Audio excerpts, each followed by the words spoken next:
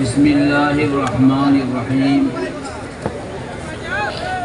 الحمد للہ نحمده ونستعینه ونستغفره ونؤمن به ونتوکل علیہ ونعوذ باللہ من شرور انفسنا ومن سیئات اعمالنا من يهده الله فلا مضل له ومن يضلله فلا هادي له ونشهد أن لا إله إلا الله ونشهد أن سيدنا وحبيبنا وشفيعنا ومولانا محمدا عبده ورسوله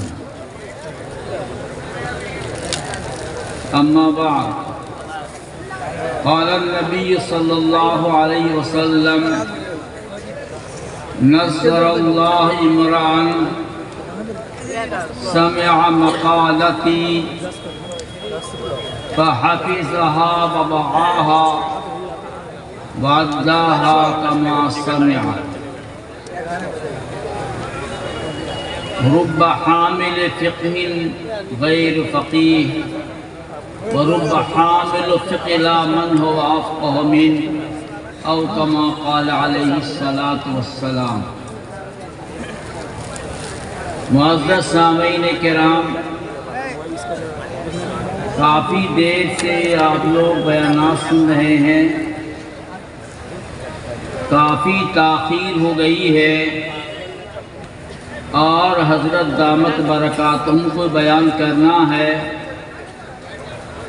ہم لوگ انہیں کو سننے کے لیے حاضر ہوئے ہیں، اس لیے میں بہت مختصر وقت میں ایک آدھ بات بیان کروں گا۔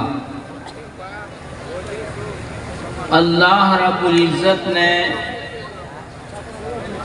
دین کی بقا کے لیے دو چیز کو رکھا ہے، ایک قرآن اور ایک سنت۔ قرآن و سنت پر اگر عمل کیا جائے تو انسان کی دین محفوظ رہے گی، اور اگر آدمی قرآن و سنت سے ہٹ کر زندگی گزارے تو انسان کی دین محفوظ نہیں رہے گی۔ اس لیے قرن اول سے صحابہ کے دور سے ان دوروں کی تعلیم کا سلسلہ جاری رہا۔ صحابہ کرام جس طرح سے قرآن کے الفاظ کو یاد کرتے تھے، حضرت نبی کریم علیہ الصلاۃ والسلام کے فرمودات کو بھی یاد کیا کرتے تھے، اور حضرت نبی کریم علیہ الصلاۃ والسلام کی زندگی کو بغور دیکھتے، بغور مطالعہ کرتے، اور آپ کے اقوال، آپ کے ارشادات کو یاد کیا کرتے تھے۔ حضرت ابو ہریرہ رضی اللہ تعالیٰ عنہ وہ صحابی ہیں جن کا کوئی گھر نہیں تھا، نہ کوئی در تھا۔ ان کا ایک کام تھا کہ حضرت نبی کریم علیہ الصلاۃ والسلام جو کچھ ارشاد فرماتے ہیں، جو کچھ بیان کرتے ہیں، ان ارشادات کو یاد کیا جائے، ان کو دماغ میں محفوظ کیا جائے، اور اس کے لیے دنیا کی کمائی کو، ذریعے معاش کو ترک فرما دیا تھا، اور حضرت نبی کریم علیہ الصلاۃ والسلام کے در پر حاضر رہا کرتے تھے۔ جو مل گیا در اقدس سے بس کھا لیا، اور کام ایک ہے، حدیث کا یاد کرنا، قرآن کو یاد کرنا، ایک ہی مشغلہ تھا حضرت ابو ہریرہ رضی اللہ تعالیٰ عنہ کا۔ طلب حدیث میں انہوں نے اس قدر محنت کی اور فاقہ کشی کی نوبت آئی کہ بسا اوقات بھوک کی وجہ سے حضرت ابو ہریرہ رضی اللہ تعالیٰ عنہ غش کھا کر گر جاتے تھے۔ لوگ سمجھتے تھے کہ مرگی کی بیماری ہے، اور عرب والے مرگی کی بیماری کے لیے گردن پر جوتا سے رگڑا کرتے تھے تاکہ مرگی کا مرض ختم ہو جائے۔ حضرت ابو ہریرہ رضی اللہ تعالیٰ عنہ فرماتے ہیں قسم خدا کی مجھے مرگی نہیں تھی بلکہ بھوک کی وجہ سے میں بے ہوش ہو جایا کرتا تھا۔ طلب حدیث میں حدیث کو یاد کرنے اور حدیث کے پہنچانے میں حضرات صحابہ کرام نے بڑی قربانیاں پیش کی ہیں، بہت، اور ایسی انہوں نے محنت کی ہے آج دنیا اس کا تصور بھی نہیں کر سکتی ہے۔ حضرت جابر بن عبداللہ رضی اللہ تعالیٰ عنہ ہیں، صحابی رسول ہیں، بڑے درجے کے صحابی ہیں۔ انہیں خبر لگی کہ ملک شام میں، یہ مدینہ کے رہنے والے ہیں، ملک شام میں ایک صحابی ہیں، ایک حدیث بیان کرتے ہیں۔ ان کو حدیث کے سننے کا بڑا شوق پیدا ہو گیا۔ حضرت جابر رضی اللہ تعالیٰ عنہ اونٹ خریدتے ہیں، اس پر کجاوا کستے ہیں اور پھر سفر کرتے ہیں۔ 1 مہینہ مسلسل سفر کر گئے وہ ملک شام پہنچتے ہیں، اور پہنچے عبداللہ بن انیس رضی اللہ تعالی عنہ جو ملک شام میں تھے، وہاں پہنچتے ہیں۔ کنڈی بجائی، خادم آیا، خادم سے کہا کہ جا کر عبداللہ بن انیس سے کہہ دو کہ جابر دروازے پہ کھڑے ہیں۔ خادم گیا، عبداللہ بن انیس رضی اللہ تعالیٰ عنہ کو کہا کہ جابر دروازے پہ کھڑے ہیں۔ پوچھا جابر بن عبداللہ صحابی رسول وہ کھڑے ہیں؟ جا کر کے پوچھا کہ آپ جابر بن عبداللہ ہیں؟ کہا میں جابر بن عبداللہ ہوں۔ عبداللہ بن انیس رضی اللہ تعالیٰ عنہ اندر سے باہر آتے ہیں اور ایک دوسرے سے معانقہ فرماتے ہیں۔ حضرت جابر رضی اللہ تعالیٰ عنہ نے عبداللہ بن انیس سے کہا مجھے معلوم ہوا ہے کہ آپ حضور پاک علیہ الصلاۃ والسلام کی ایک حدیث بیان کرتے ہیں، میں حدیث کو سننے کے لیے حاضر ہوا ہوں۔ چنانچہ عبداللہ بن انیس رضی اللہ تعالیٰ عنہ نے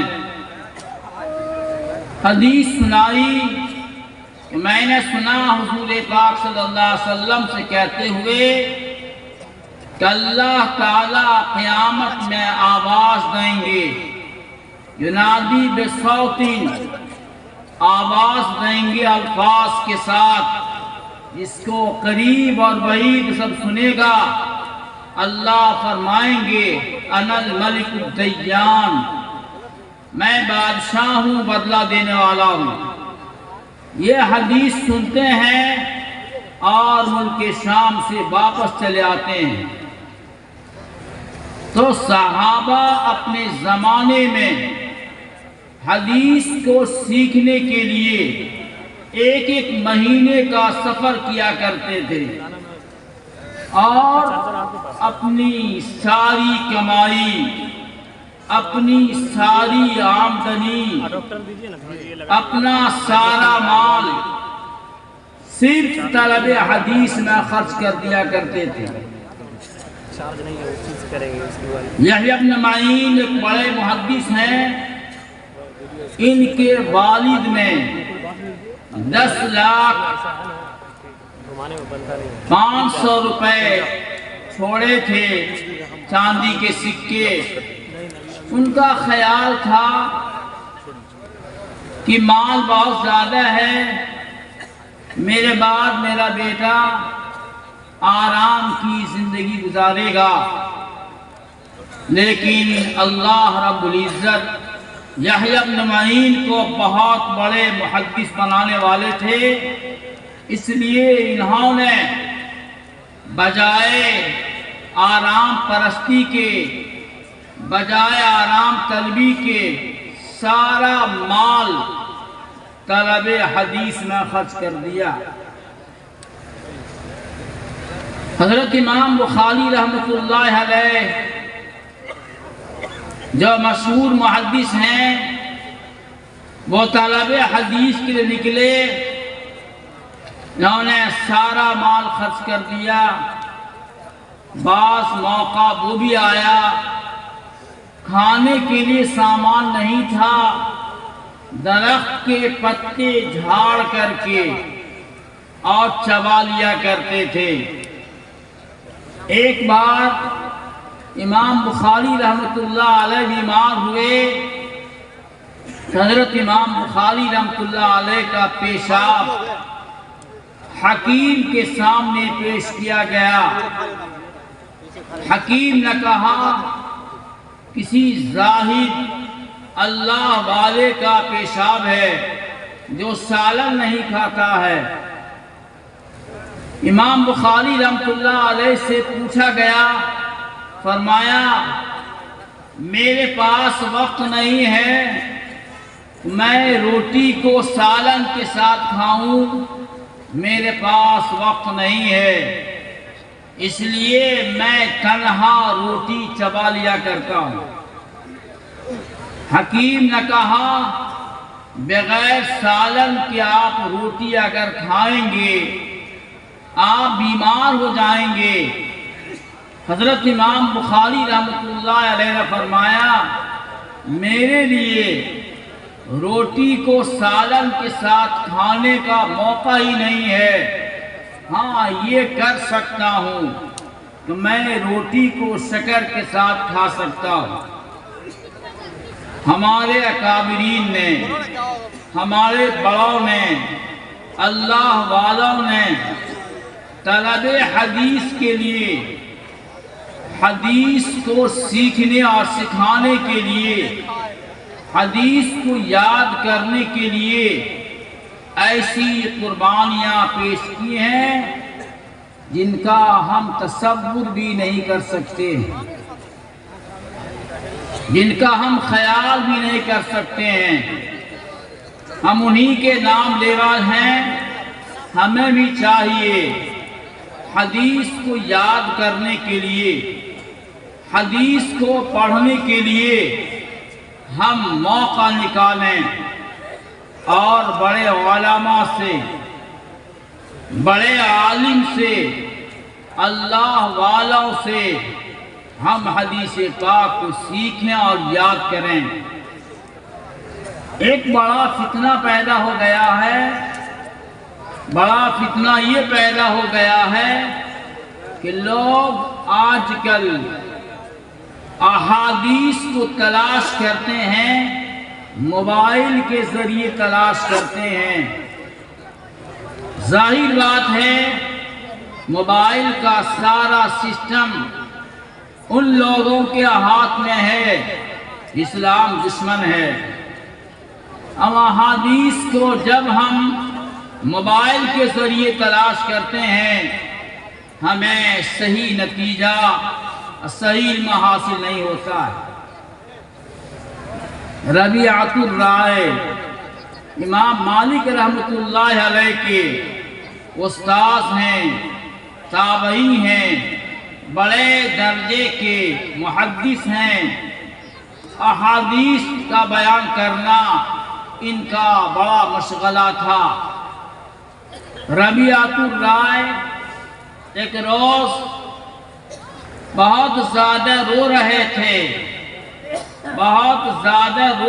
تھے، امام مالک رحمۃ اللہ علیہ نے سوال کیا، حضرت رونے کی وجہ کیا ہے؟ آپ کیوں رو رہے ہیں؟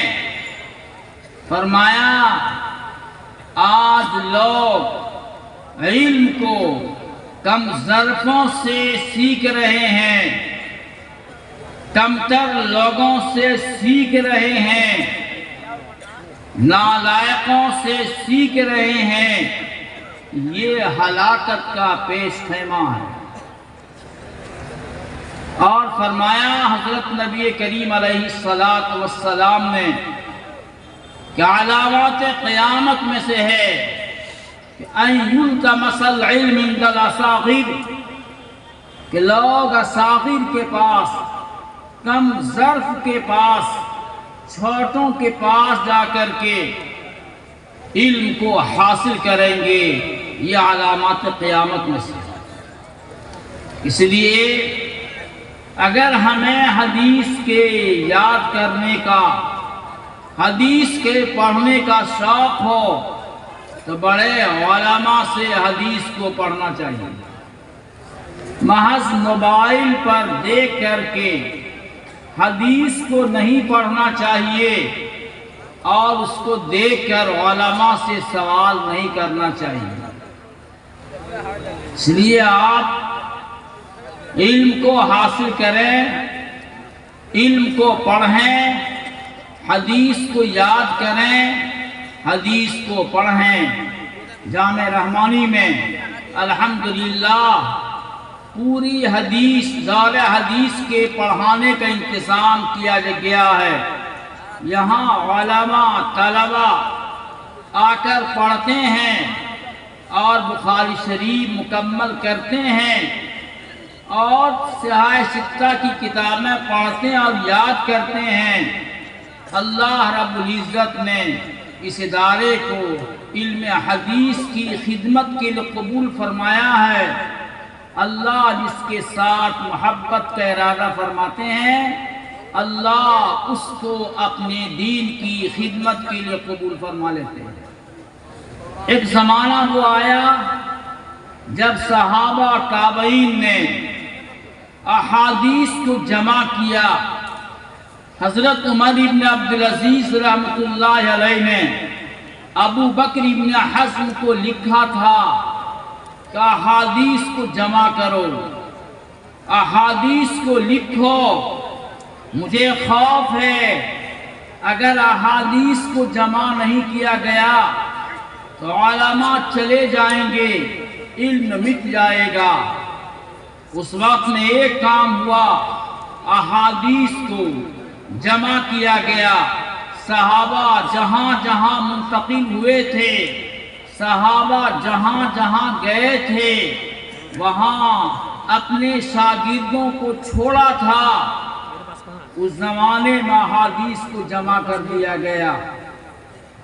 بعد کے زمانے میں حضرت امام ابو حنیفہ رحمۃ اللہ علیہ تشریف لائے اور احادیث کا مطالعہ کیا، احادیث کو غور سے دیکھا، اور تنہا امام صاحب رحمۃ اللہ علیہ نے احادیث کا مطالعہ نہیں کیا، ایک بڑی جماعت علماء کی، ایک بڑی جماعت محدثین کی، ایک بڑی جماعت اہل لغت کی آپ جمع کرتے تھے، اور پھر وہاں مختلف احادیث کو دیکھ کر کے مسائل کی استنباط، استخراج کیا جاتا تھا، تاکہ لوگوں کے لیے عمل کرنا آسان ہو جائے، لوگ شریعت کے اوپر آسانی سے عمل کر سکیں۔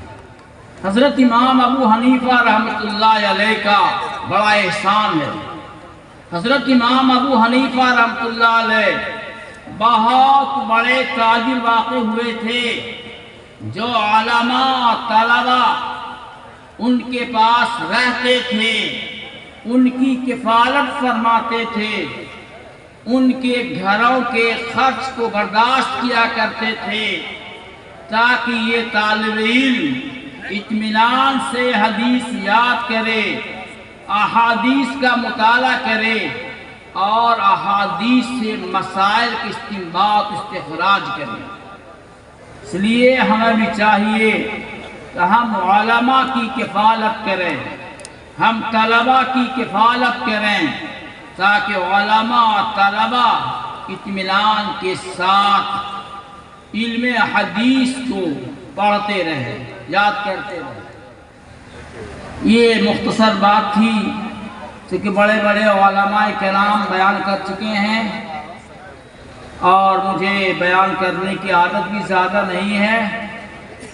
چند بات میں نے آپ سے عرض کی ہے، اللہ تعالیٰ اس پر عمل کرنے کے ہم سب کو توفیق عطا فرمائے۔